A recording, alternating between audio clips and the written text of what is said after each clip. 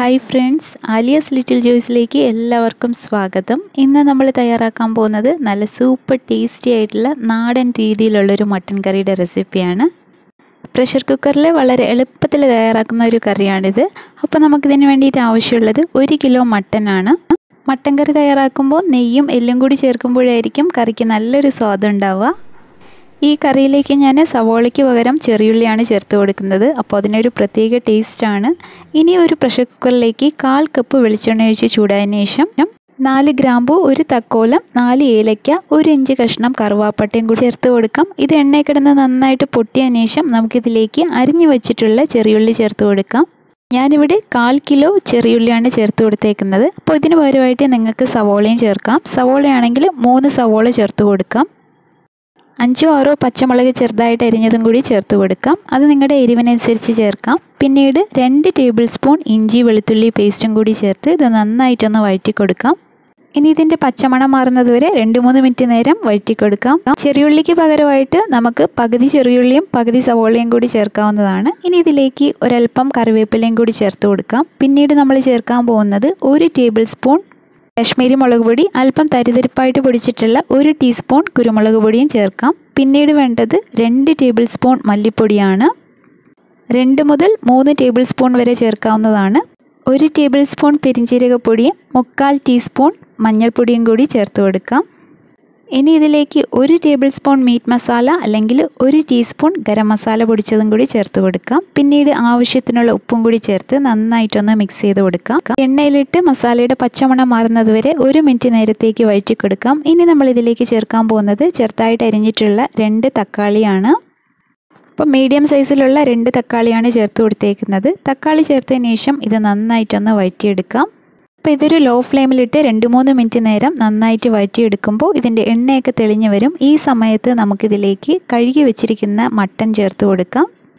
അപ്പോൾ ഞാനിവിടെ 1 കിലോ മട്ടനാണ് ചേർത്ത് കൊടുത്തേക്കുന്നത്. ഞാനിത് വാഷ് ചെയ്തിട്ട് വാർത്തെടുക്കാത്തതുകൊണ്ട് തന്നെ ഇതിനകത്ത് ഒരു 1/4 കപ്പ് മുതൽ 1/2 കപ്പ് വരെ വെള്ളം ഉണ്ടാവും. അതുകൊണ്ട് ഇപ്പോൾ വെള്ളം ചേർത്ത് കൊടുക്കുന്നില്ല. ഇനി ഇത് പ്രഷർ കുക്കർ അടച്ചു വെച്ചതിന് ശേഷം മീഡിയം ഫ്ലെയിമിലിട്ട് വിസിലിടാതെ തന്നെ ഒരു 10 മിനിറ്റ് നേരത്തേക്ക് കുക്ക് ചെയ്ത് കൊടുക്കാം. അപ്പോൾ 10 മിനിറ്റ് കഴിഞ്ഞതിന് ശേഷം മട്ടനിലുള്ള വെള്ളമൊക്കെ ഇറങ്ങി വന്നിട്ടുണ്ട്. ഈ സമയത്ത് മൂടി തുറന്നതിന് ശേഷം ഇതിലേക്ക് ഒരു 1/4 കപ്പ് മല്ലിയില അരിഞ്ഞതും കൂടി ചേർത്ത് കൊടുക്കാം. ഇത് ഓപ്ഷനിലാണ്, വേണമെങ്കിൽ ചേർത്ത് കൊടുത്താൽ മതി. ഇനി ഇതിലേക്ക് തിളപ്പിച്ച 1/2 കപ്പ് വെള്ളം ചേർത്ത് കൊടുക്കാം. ഇപ്പോൾ ചൂടുവെള്ളം ഈ സമയത്ത് ചേർക്കുന്നതായിരിക്കും ഏറ്റവും നല്ലത്. കറി തിളച്ചതിന് ശേഷം വെള്ളം ചേർക്കുമ്പോൾ ചൂടുവെള്ളം ഒഴിക്കാനായിട്ട് ശ്രദ്ധിക്കുക. ഇനി കുക്കർ അടച്ച് വെയിറ്റ് ഇട്ടതിന് ശേഷം ഒരു 5-6 വിസിൽ വരുന്നത് വരെ പ്രഷർ കുക്ക് ചെയ്തെടുക്കാം. ഹൈ ഫ്ലെയിമിലിട്ട് ആദ്യത്തെ വിസിൽ വന്നതിന് ശേഷം പിന്നീട് മീഡിയം ഫ്ലെയിമിലാക്കി വെച്ചതിന് ശേഷം വേണം ബാക്കി 4-5 വിസിൽ വരാനായിട്ട്. എങ്കിലേ നമ്മുടെ മട്ടൻ കറിക്ക് നല്ല ടേസ്റ്റ് ഉണ്ടാവുള്ളൂ. എപ്പോഴും ഇറച്ചിക്കറി തയ്യാറാക്കുമ്പോൾ ലോ ഫ്ലെയിമിലിട്ട് സ്ലോ കുക്കിംഗ് ചെയ്യുമ്പോഴായിരിക്കും അതിൻ്റെ ടേസ്റ്റ് നന്നായിട്ട് വരിക. 5 വിസിലായതിനു ശേഷം സ്റ്റൗ ഓഫ് ചെയ്ത് കൊടുത്തിട്ട് പ്രഷറൊക്കെ നന്നായിട്ട് പോയതിന് ശേഷം വേണം കുക്കറിൻ്റെ മൂടി തുറക്കാനായിട്ട്. മട്ടനിലുള്ള നെയ്യൊക്കെ മുകളിൽ തെളിഞ്ഞ് വന്നിട്ടുണ്ട്. നമ്മുടെ മട്ടൻ കറിയൊക്കെ നല്ല പാകത്തിന് വന്നിട്ടുണ്ട്. ഇനി ഒരു 5 മിനിറ്റ് ലോ ഫ്ലെയിമിലിട്ട് ഈ ചാറൊന്ന് ചെറുതായിട്ട് വറ്റിച്ചെടുക്കാം.